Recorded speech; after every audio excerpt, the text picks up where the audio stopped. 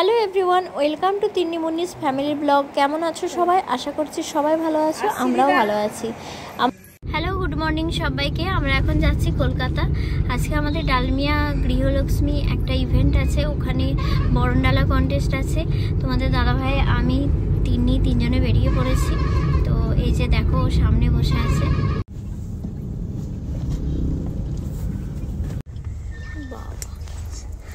আজকে ওকে পাঞ্জাবি পরিয়েছি, পাঞ্জাবি একদম পরতে চাই না। কেমন লাগছে জানিও। তো ওখানে বিভিন্ন রকম অনুষ্ঠান হবে, তোমাদের সাথে শেয়ার করব। আজকের মতো সেই দিনের শর্টস ভিডিও তোমাদের সাথে শেয়ার করেছি। ব্লগ ভিডিওটা দিতে একটু দেরি হয়ে গেল, এডিট করার একদম সময় পাচ্ছিলাম না। সারা রাস্তায় ঢুলতে ঢুলতে এসেছি, কারণ আগের দিন সারা রাত জেগেছি। হঠাৎ করেই জানলাম যে এরকম বরণডালা কন্টেস্ট আছে। তোমাদের দাদা বলছিল এসব করতে হবে না, হয়তো বাধা সত্ত্বেও আমি এগুলো করে নিয়ে গিয়েছিলাম এবং আমি কিছু একটা হয়েছি, তোমাদের সাথে শেয়ারও করেছি ভিডিওর মাধ্যমেই দেখো। তো আগে আমরা এখানে এসে পৌঁছে গেলাম।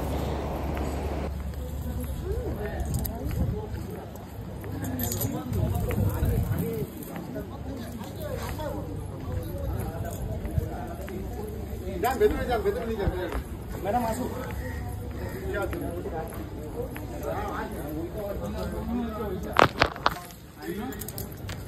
এইখানে যাওয়া যাবে।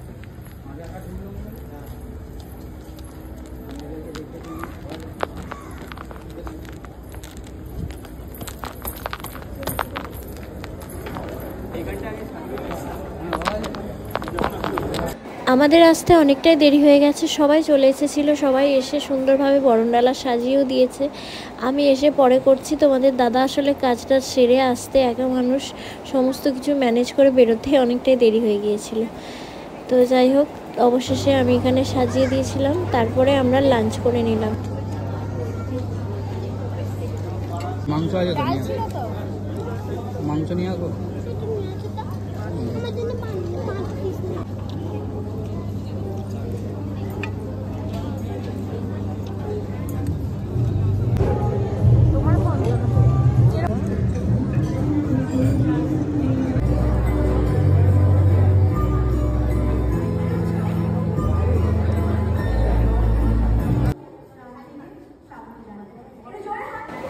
এই টেবিলটাতে আমি আমার সমস্ত জিনিস সাজিয়ে দিয়েছিলাম। কুলোর পিছনে একটা ডালমিয়া গৃহলক্ষ্মী লোগো বানিয়েছিলাম।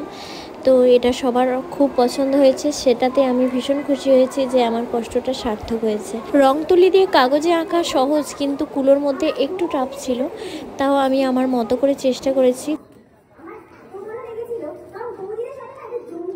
লাঞ্চ কমপ্লিট করার পর প্রোগ্রাম শুরু হলো। রবীন্দ্রসঙ্গীত, রবীন্দ্রনৃত্য, তাছাড়াও বিভিন্ন রকম খেলা, এটা সেটা ছিল। ভীষণ আনন্দ হয়েছে সবারই। তো ওখানে ফটোশ্যুটও হয়েছে তার মাঝে। তারই মধ্যে তোমাদের সাথে কিছু কিছু শেয়ার করার চেষ্টা করেছি।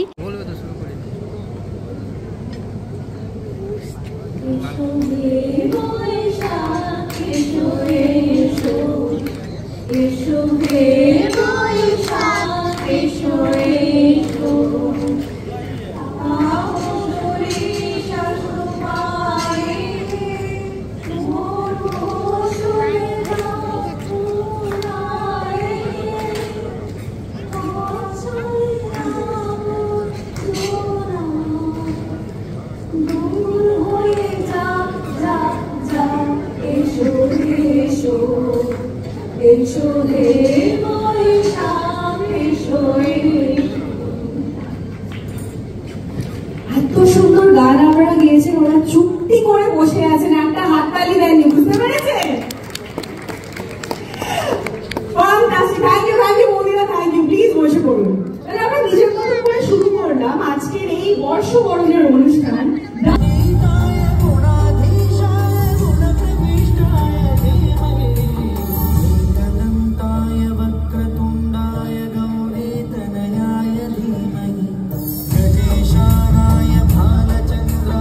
কিছুক্ষণ আগে শুনলাম অনেক গান বাজনা হবে। Please welcome Shri Indra.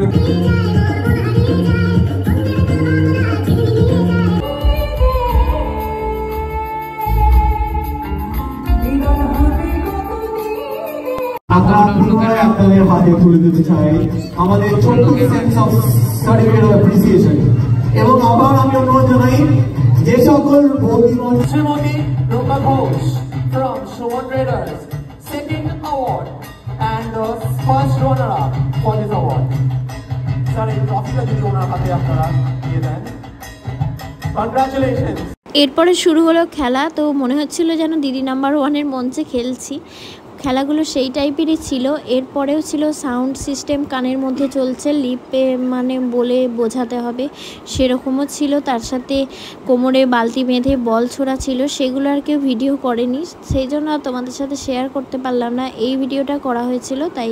যাক, দিদি নাম্বার ওয়ানের যেতে না পারলেও ডালমিয়ার মঞ্চে দিদি নাম্বার ওয়ান খেলা হয়ে গেছে। তবে তোমাদের দাদাভাই ফার্স্ট রাউন্ড, সেকেন্ড রাউন্ডের থেকে থার্ড রাউন্ডে পুরো ফাটিয়ে দিয়েছে। তারপরে এই যে এত গিফটের সম্ভার নিয়ে এবার বাড়ির দিকে রওনা দেব। প্রোগ্রাম মোটামুটি শেষের দিকে।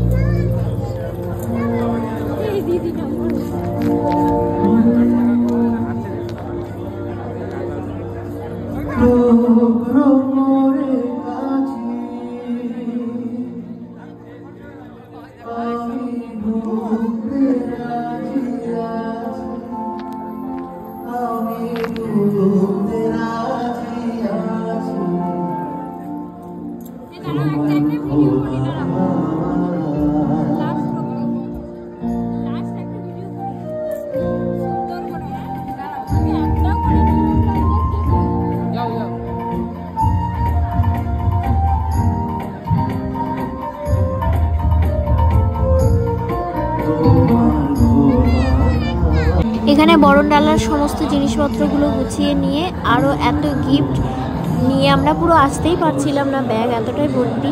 আমাদের কিছুজন এসে এগিয়েও দিতে এসেছিলো। কিছুটা হেঁটে আসতে হলো, যেহেতু গাড়িটা একটু দূরে ছিল আর কি, ওখানে পার্কিংয়ে ছিল।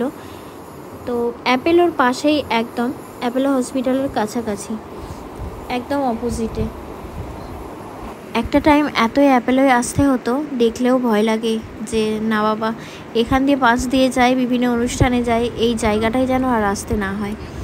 তো যাই হোক, তিন্নি এখানে হয়েছে, তিন্নির থেকেও বড় হচ্ছে মুন্নিকে নিয়ে এখানে বারবার আসতাম, সেই জিনিসগুলো ভোলা যায় না। কিছু কিছু জিনিস আছে স্মৃতি, তো ওই জায়গাটা এলেই বুকটা কেঁপে ওঠে। তাই তোমাদের দাদার সাথে কথা হচ্ছিল, আর যেন এখানে না আসতে হয়। অ্যাপেলো নমস্কার। বাবারে নমস্কার। তোর কলকাতা সুন্দর আমরা সবাই জানি, তবে রাতের কলকাতা দেখতে আরও আরও আরও সুন্দর লাগে। যাই হোক, তারপর বাড়ির দিকে রওনা দিলাম। বাড়ি ফিরতে ফিরতে প্রায় 9:30 মতো বেজে গিয়েছিল। শরীরটা ভীষণ ক্লান্ত লাগছিল, আগের দিন রাত জেগে ওই সব কাজ করেছি, তো পুরো গাড়ি চোখ বুঝতে বুঝতে এসেছি। ঘুম আমার গাড়িতে একদমই হয় না, তবুও চোখটা বুজে থাকি আর কি। ভিতরে মুন্নি কলিং বেল বন্ধ করে দিয়েছিল ভুল করে, বাইরে অনেকক্ষণ দাঁড়িয়ে থাকার পরে দিদা খুললো, মায়েরা ছিল না। তো তারপরে এলাম, এই যে সমস্ত গিফটগুলো দিদাকে দেখাচ্ছিলাম কী কী পেলাম। দিদা বলছে আমার খুব আনন্দ হয়েছে, তুমি যে রাত জেগে করেছো। আমি ঠাকুরকে বলছিলাম যে ওর কষ্টের ফলটা যেন পায়, ঠাকুর দেখো। সত্যিই তাই, যদি কিছু না হতে পারতাম মনটা খারাপ হয়ে যেত। তবে ছোটোর থেকে একটা কথা আমি বিশ্বাস করি, কষ্ট করলে কেষ্ট মেলে। যে কোনো প্রতিযোগিতায় আমি কখনো হেরে আসিনি, ফার্স্ট সেকেন্ড নয়তো বা থার্ড, কিছু না কিছু হয়েছি। যাই হোক, ভীষণ ক্লান্ত ছিলাম। এখানে গিফট, মিষ্টি, এটা সেটা অনেক কিছু পেয়েছিলাম। তো ভিডিওটা এখানেই শেষ করছি, দেখা হচ্ছে তোমাদের সাথে নেক্সট ভিডিও। সবাই ভালো থাকবেন, সুস্থ থাকবেন।